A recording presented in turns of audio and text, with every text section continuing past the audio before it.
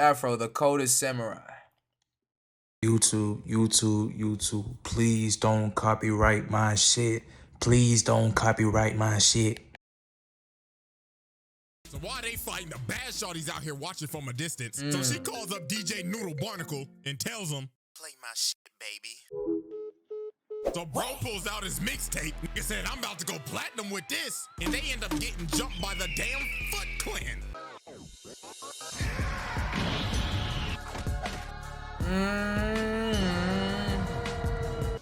Alrighty, ladies and gentlemen. Black Air Force energy. It is time to return once again to the round table of Black Air Force activity. A series that we observe and analyze 2D niggas going to beat the shit out of other 2D niggas for our joy and entertainment. And ladies and gentlemen, without wasting time, I'm gonna just go ahead and tell you. Today we is going over one of the coldest niggas to ever grace a manga panel in animation itself. And not to mention the nigga's riz is unspoken. Yeah. But ladies and gentlemen, the coldest samurai to ever do it, this nigga Afro. Afro! This man was so cold, they had to get Samuel L. Jackson to Facts. voice this nigga. I mean, what more evidence do you need? I mean, I'm still gonna do the trial and shit, but y'all already know we got the evidence on deck, so strap in, get some popcorn, and without further ado, Exhibit A. Yeah, alrighty, ladies and gentlemen. Now, to understand how this man became the coldest nigga to ever walk the earth, how'd he do it? Back to the past. Now, as you can see, Afro is a little ugly ass jit. I ain't even Big ass head, nigga. You can not tell me that bro is not built like the black ass NPCs from Sonic Unleashed. Oh God. That big ass bobblehead, this nigga is a Funko Pop. And then look at this man, dad. This man looking cold as a mug. So Afro's dad has the #1 headband. And you see, the #1 headband in this world basically means you is the coldest man to walk the earth. You is him. But there comes some baggage with it. Because everybody's your op. Everybody wants the goddamn headband. But fight you back! Have the #2 headband to challenge the #1. So Afro's dad is about to face off against the #2 headband. Now you see, the holder of the #2 headband is this man named Justice. But to be honest with ourselves, this is literally Freddy Krueger. Bro decided to make a guest appearance. So this man Freddy wasted no time. Bro pulled out the dual Twin revolver and Glocks. started blasting. But that man Afro's dad was the coldest man on the earth for a reason. He started blitzing bro. Had this man on his heels tiptoeing back to Elm Street. So as he has bro right where he wants him, he goes in for the kill shot. Come here. Unfortunately, Freddy had tricks up his sleeves. He decapitates this nigga No. right in front of his son. Fatality. And then this man picks up his head, takes off the #1 headband, and throws it at this little nigga. He said, "Here's your nappy-headed ass daddy head, boy." So then he walks Bruh. up to Afro, this traumatized kid that just saw his dad's head get cut Man, off. I fell down to my knee. Ooh, it's unfortunate you had to see that little nigga. But it's all good though. Cause guess what? Guess what? Still be alive right now if you niggas. And guess what? It's a pack watch on Elm Street, nigga! So after Afro just witnessed Freddy Krueger put his dad in a pack and smoke it right in front of his face, his quest for revenge began. Now, I ain't gonna lie, the man went through some tough times. Bro got jumped by some bandits while they was playing with his dad's skull. Damn. Said, "Fetch little nigga," and sends him flying and leaves him for dead. But he ends up getting found by Gino in Otsuru, and he ends up getting raised in a sword fighting orphanage and trained in sword fighting under his master, who is going to be very important later on. So one day Afro's out with Gino in Otsuru selling some fruit, and he ends up overhearing these dudes talking about, "Hey, so is #2 really back in town?" Yeah, man, apparently he's back from smoking all the ops. Oh. So this man Afro overheard this, and he decided, I'ma go jump this nigga. So later on, he runs up on bro, beating some cheeks in the room. What? Hey, yo, what the fuck? And runs up on him like, "What, #2, nigga?" And bro's like, "Hey, bro, chill. You see me busy up in here." Yeah, fuck all that. Her booty stank anyways. Where's #2, nigga? So bro tried to pull out the strap, but Afro slits his throat. Damn. Makes his shorty pass out and just straight up murders bro. Bro cock blocked the dude and killed him. But the dude wasn't dead yet and basically gave him the Thanos speech, "You should have gone for the head," and murks himself. So later on, bro's crew ends up pulling up on Afro and all the kids because they trying to slide back for they nigga.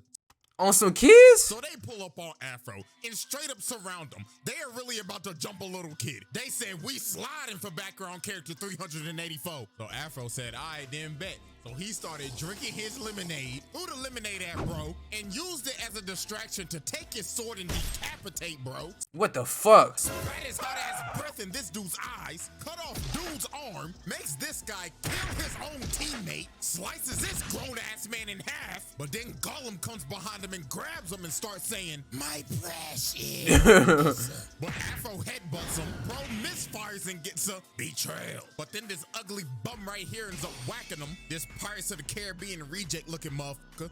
It took 6 niggas to get down one little kid. Start stepping on him and saying, yeah, we sliding for our nigga, Reg, cuh. But one of the kids ends up throwing a spear at him and cutting off his ear. This nigga's Mike Tyson. Then Afro jumps up and shoves this blade in bro's neck. But then Afro started saying, where's number 2? I'ma kill that nigga. But then bro told him the number 2 is dead and somebody done already killed him. So this is where we're going to end our first flashback sequence, because this is just the first one. Everything will make sense later. So now we go to the present. Now, as we can see, Afro is the holder of the number 2 headband. He got that shit. And he is about to get jumped. So this bandit walk up and he like, well, looks like this is the end of the road for you, Afro Samurai. Now, me and my boys about to yank that headband off of that nappy-ass head of yours. You nappy-headed motherfucker. But this man Afro was not phased. Bro spat out the Zaza and hit that pose. So they all start running at this man like some hungry-ass hyenas. So bro shoots this musket, but Afro cuts the bullet in half. Damn. And it ends up spreading and killing everybody behind him. And look at all these ugly bastards just running to their death. This was a damn massacre. Not even a That nigga cold. fight. I don't even think bro broke a sweat. Look at this dodge. It went through the nigga's hair. And this was just disgusting. An absolute bloodbath. Bro sent all these NPCs back to the file logs. So then after it's all over, the lead band is like, wow, why you had to do this to us? The fuck we do to deserve this, car? And you want to know what Afro's response was? Bro just casually smoked their back.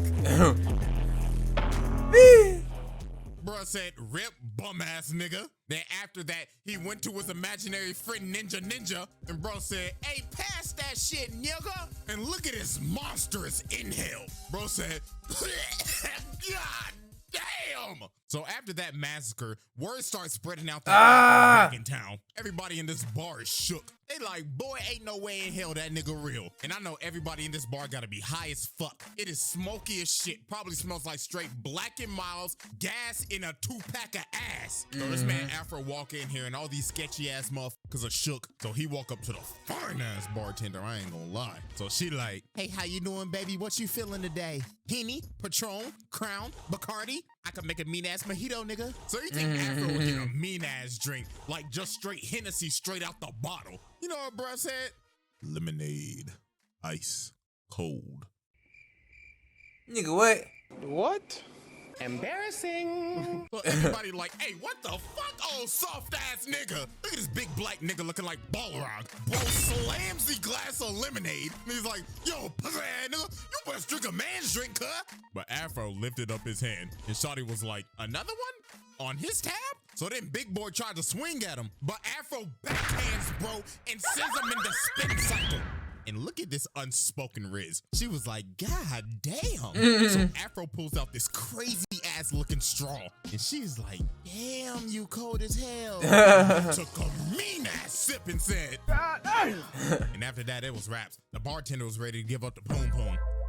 So after Afro left the bar, some dude from the bar followed him, and he ends up pulling out this big-ass crossbow and just started shooting. Bro came ready to hit a lick. So while Afro was blocking all the arrows, bro got desperate, so he pulled out the noob tube. Bro said, I'm getting that headband at any means cost. But Afro came down and just made light work of him. Bro stabbed him in the head. Bro said, night-night, motherfucker. But after he watched this idiot, is where stuff got crazy. This big ass nigga comes from the Who is this? Of the cliff, pulls out a fucking RPG, and bro shot that thing, and Afro got blown off a cliff. That brother is slumped. So after Afro gets blown off a cliff, he ends up getting found and taken care of by this, oh my God, just yacht of a, I guess when you just the number 2 coldest nigga in the world, you usually get all the bad bitches, don't you? Oh, but God. Shorty was so bad, she even had this man Afro mesmerized. He ended up seeing her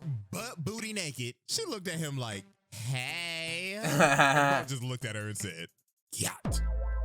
But little did Afro know, Shorty was two-timing him the whole time. No. She was working with the goddamn Peanut Head Collective, the ones that shot Afro off the cliff. So she asked him to stay. She like, hey, so can you watch these fireworks with me? So they went outside, started watching these fireworks, and she just got freaky as shit. She started rubbing up on this man's arms, started kissing him. So obviously, that man Afro was like, oh, I'm busting the shit out of these cheeks.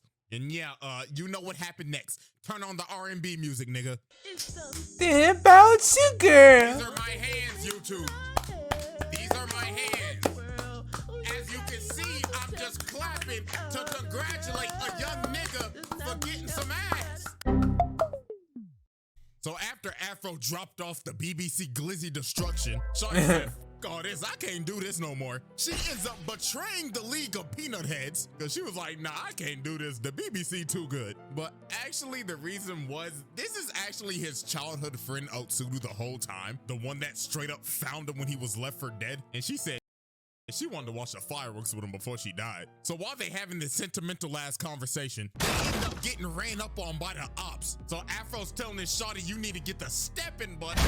No! And the Peanut Head on top like, stupid bitch, letting the BBC hypnotize you and shit. And then they just straight up burnt the house down, bro. And this man Afro was hurt. But this done made the man even more revenge driven. Bro, was like, first my dad, now my shawty? Nah, nigga, that ain't gonna do. And then this man Ninja come out and he started talking, saying, hey, my brother, I mean, at least you got the hit. Now, that she gave you and pick out that nappy ass head, boy.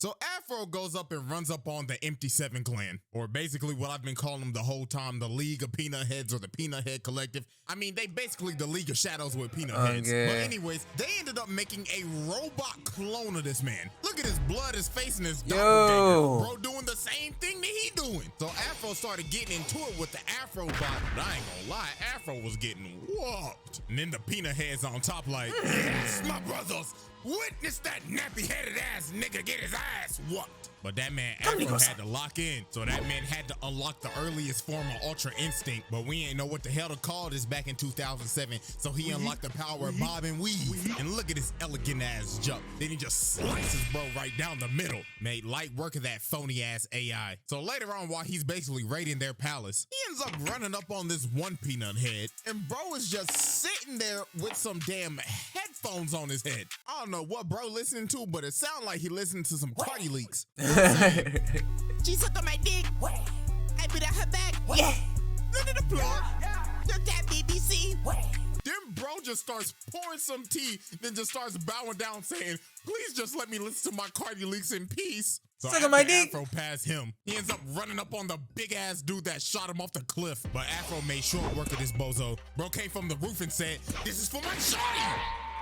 But then dude spawned more peanut heads from his backpack. This nigga is Cell, bro, just pooped out the Cell Juniors. So they straight up surround him. So this one run at him, but Afro shoves the sheath of the sword in his chest, and he just throws him at the other dude. And bro's like, oh shit, get off me, brother five. But Afro just picks up their sword and just makes a peanut kebab. So about 5 minutes later, he walks into this next room, and Blood right here think he playing Splinter Cell. Bro thinks he's camouflaged in the bodies with his night vision, but this man probably had the most brutal death in this entire show. So he trying to sneak him, but then he looking in the thing, he like, wait a minute, where'd he go? Afro rips this man's eyes out and then shoves the thing in his eye sockets. Oh my goodness. But nah, what's even more crazy, this damn Afro bot came back. So then they start having the fight of the century. This hoe goes up to Kingdom Come, and then they just start fighting while falling through the clouds. But that man Afro got a good stab on him, and the robot was like, oh shit, danger, danger. Dang. Afro just slams the robot back into the palace. And then the sword comes down right into its head, and the robot ends up blowing a load. Pause, but literally. Major pause. You said, that felt good. Good. So after Afro cooked the entire league of peanut heads and spun back for his shawty, he ends up running up on a man with a teddy bear on his head. It's and he's Kanye. like, I've been waiting a long time for this, Afro Samurai. This nigga is breathing and sounding like Darth Vader. This man Samuel L. Jackson must have loved that role as Mace Windu because this entire fight was a Star Wars reference. But this man Afro does not draw his sword and he just starts running away. And then he started getting cooked a little bit. So Teddy Bear Darth Vader's like, how dare you mock me, nigga? I mean, you're already one with the dark side, are you not? Hey there. That's kind of racist. Quiet, you ignorant imbecile. I'm just speaking the facts. Then he jumps up and just slams him through this entire building. So then he ends up taking off the teddy bear mask. And this is his other childhood friend, Gino. So now we end up moving to our second flashback and how this man Afro actually got the #2 headband. So do you remember his master that took him in and raised him and trained him in sword fighting? Yeah.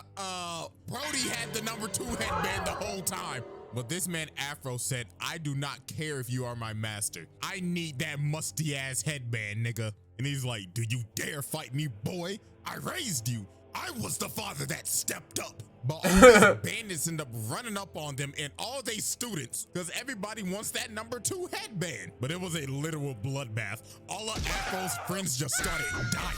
Gino got his back blown out. And then after this, his master turns around and he's like, Afro, do you want this fade? And of course, Afro was like, yeah. So Afro just straight up offed his master. Bro said, you are not my dad. So that man Gino got up and he was like, Afro, what have you done? You're my brother, Afro. I mean, even though you're already on the dark side, you were supposed to destroy the Sith, not join them. My bad, cuz. My bad, cuz. Gino fell off a cliff. And after that day, Ninja was born to help Afro cope. And Gino was found by the League of Peanut Heads and turned into Darth Teddy Bear. So after Afro sheds Ninja from his conscience because bro was like, I gotta tap in. Afro finally got serious and they started really scrapping. But this man Afro said enough of this bullshit and hits this man with a critical hit. Game over. That man really hit him with the, even though you was my brother, you could still get cooked.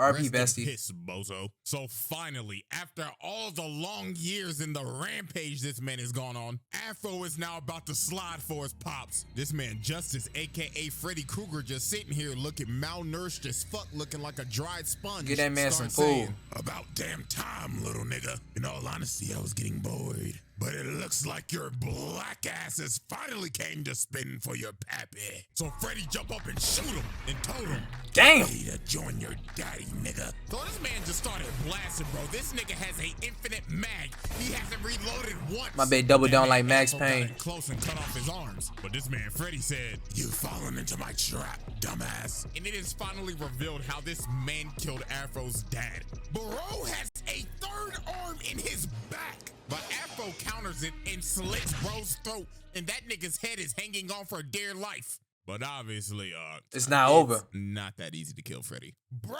reattaches his head and earth bends this nigga to heaven.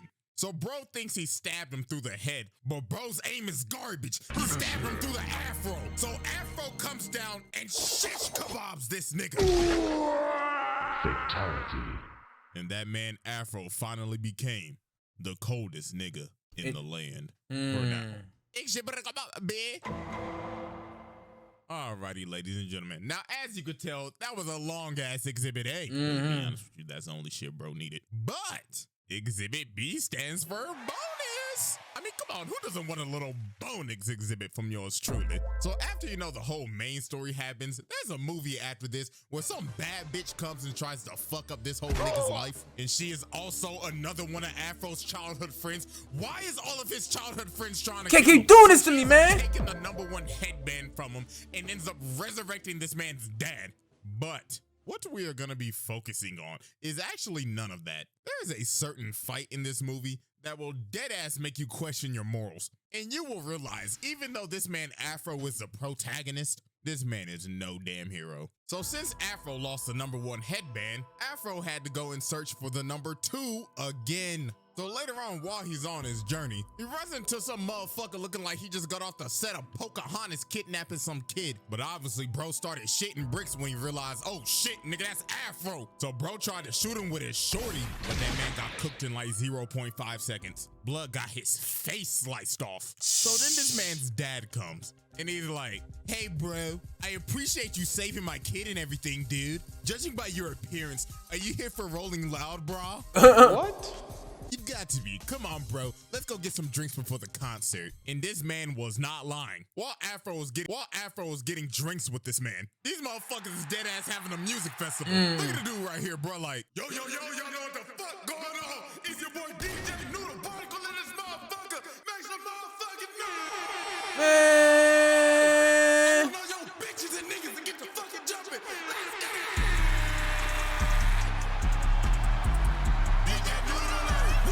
DJ Noodle.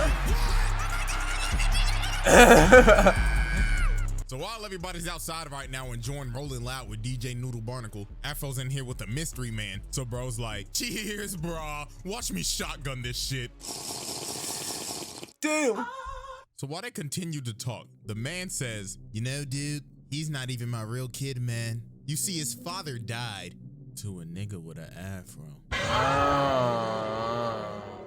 So yeah, this is a #2 headband holder, Shichiguro.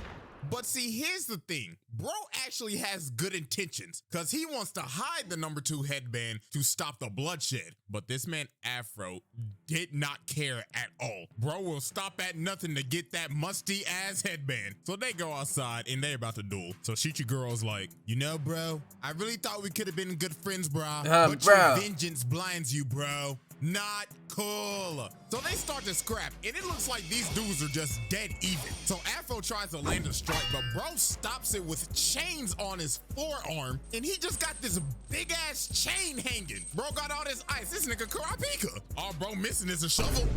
So he just started whipping that hoe, had Afro on his heels. So Afro said, to hell with this. Let's have a change of scenery. So they run out to the festival and start fighting in front of everybody. They even started fighting in the damn float. So while they fighting, the bad shorty's out here watching from a distance. So she calls up DJ Noodle Barnacle and tells him, Play my shit, baby.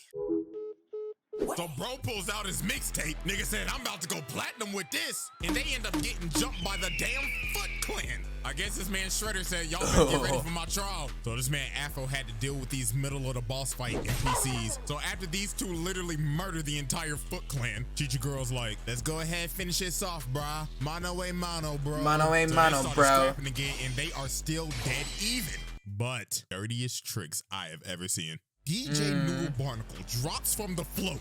Afro grabs him and pushes him to Shichiguro, uses him as a body shield. Damn. Stabs Shichiguro through the DJ. Bro, ain't no way this nigga just used DJ Noodle Barnacle as a body shield. And that man ended up killing Shichiguro and taking that #2 headband back. Give me that shit, nigga. In front of his son. This man Afro has basically killed both of this little kid's father figures. And before he left, he had to say a prayer for that pack. God is good. God is great. Let us thank him for this pack. Amen. And leaves this little ugly ass boy with this terrible ass haircut to grieve over his dead father. And after the fight, you want to know what Afro did? But no. It actually gets crazier from here. So after this man basically killed his Frankenstein-ass father and got the #1 headband back, the little boy ended up following him. And Afro mean mugs little bro and hands him the #2 headband and tells him, come get it back in blood. He did this kid the exact same way Justice did him all those years ago. And the cycle of revenge continues. No, bro. This nigga's a demon. Well, that's a dark way to end off a video. Well, at least it can't possibly get worse than this. A little longer than a few minutes later. Hold down. What happened? At the end, Kotaro face off with Afro, but he... Oh, I'm Oh my fucking God. puke. I'm fucking sick.